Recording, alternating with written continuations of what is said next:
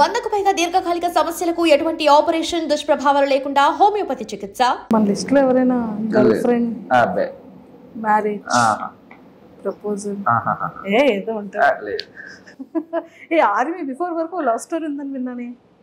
అది ఉంటే బ్రేకప్, అది బ్రేకప్ అయింది. ఎలా? అది మొత్తం చాలా పెద్ద స్టోరీ అండి బాబు. అది పెద్ద స్టోరీ అయిందండి బాబోయ్. ఎందుకండి? అంటే స్టోరీ అంటే ఏముండదు.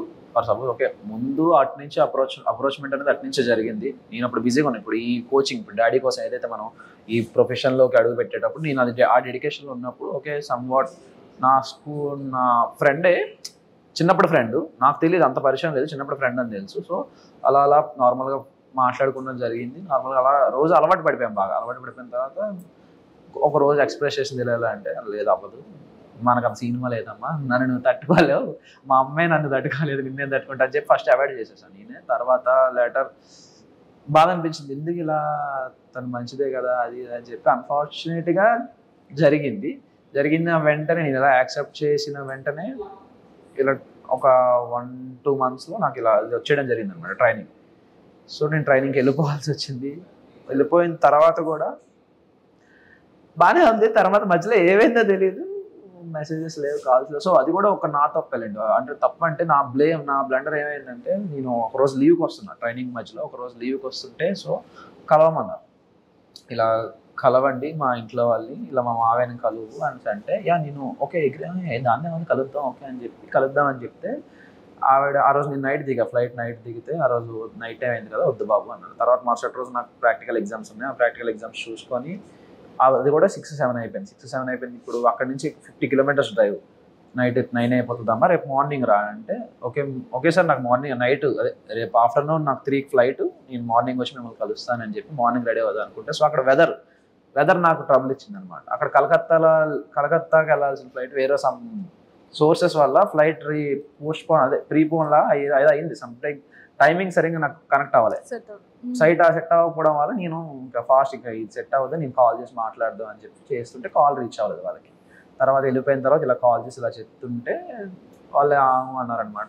తన తర్వాత కూడా ఓకే పర్లేదు, నెక్స్ట్ టైం వచ్చినప్పుడు కలుద్దాం అది అంది. తర్వాత అప్పటి నుండి ఇంకా మరి రెస్పాన్స్ లేదు, నా మెసేజ్కి అట్లకి ఏం రిప్లై లేదు, ఏమీ లేదు.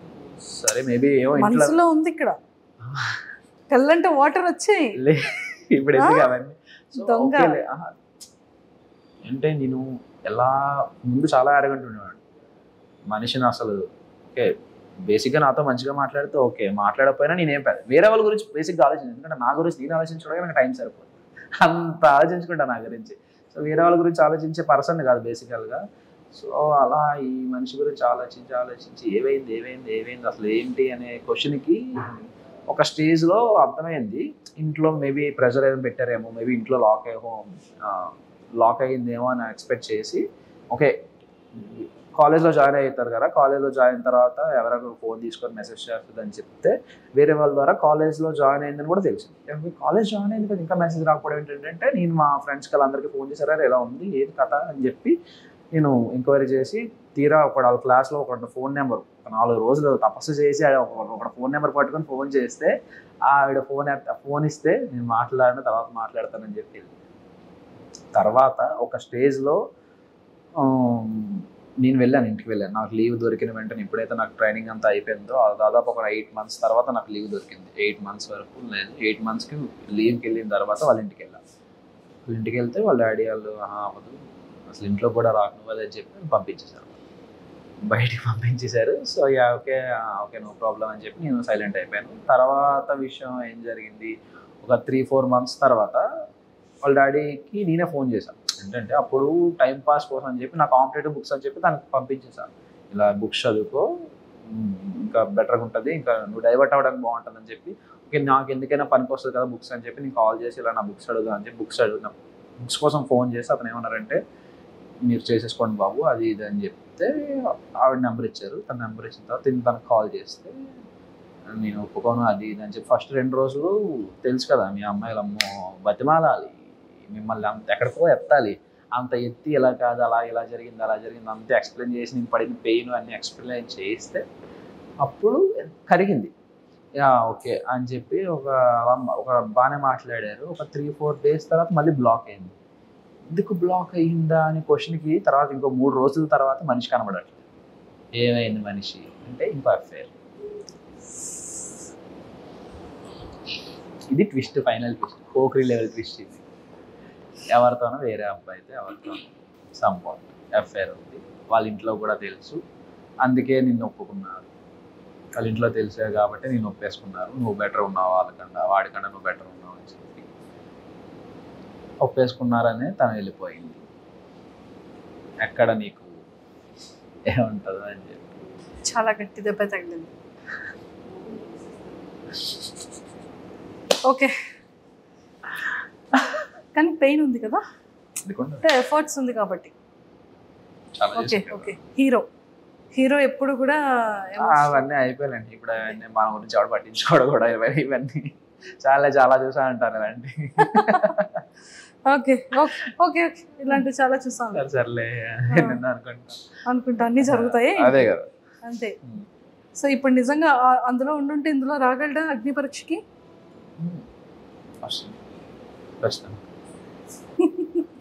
Super. Whatever, past is past, కానీ ప్రెసెంట్ ఎంత బాగుంది. సో అయితే అప్లికేషన్స్, పోస్ట్ లెటర్స్, కార్డ్స్ అన్ని కూడా ఇంక డైరెక్ట్గా పంపించవచ్చు. అయితే పంపించవచ్చు. ఎవరికి పంపిస్తారు చూసారా, ఇది కదా ఆన్సర్ వచ్చింది. అందరికి అందరూ సెన్స్ లో ఉన్నారు, కానీ మా నోడు పంపించు. నేను ఇంకా అప్లికేషన్స్ అవి ఏమైనా అంటే ఇంకా లీవ్ లోనేమో ఇంకేమైనా లీవ్ అప్లికేషన్స్ అనుకుంటున్నా నేను. అంటే వాళ్ళందరికి అర్థమైంది కానీ మీకు అర్థం కాదు. నిజంగా అర్థం కాదండి. ఇన్నోసెంట్ అండి బాబు. లేదు, నన్ను గుర్తు చేసుకోండి, అవి నేను ట్రైనింగ్ లో విషయాలు కాదు, ఇక్కడ నార్మల్ నా లీవ్ అప్లికేషన్ గురించి మాట్లాడుతాను. అసలు ఇందులోకి ఎలా వస్తాం మేము? రామ అందరికీ అర్థమైంది అక్కడ. నేను చిన్నపిల్లండి అండి, ఇన్నోసెంట్ కదా, ఒక పట్టాను అర్థం కాదు. ఏం చెప్తాను, చాక్లెట్ ఏమైనా తెచ్చిమ్మంటావా, బిస్కెట్స్? మానేసానండి. సూపర్.